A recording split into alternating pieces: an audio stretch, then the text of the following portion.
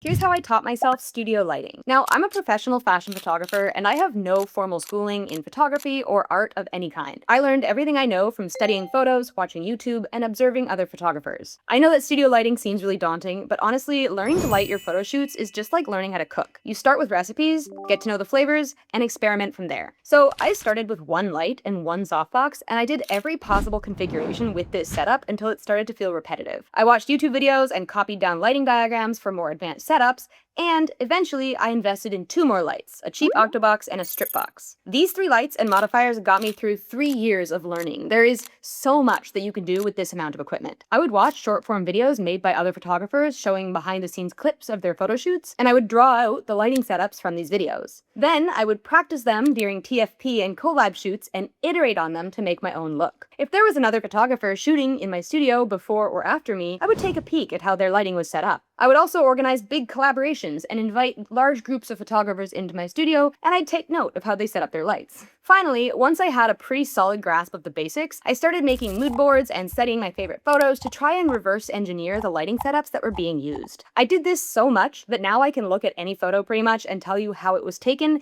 and put together a similar lighting look for my client. And if you take the time to build up your knowledge base, you'll be able to do this too.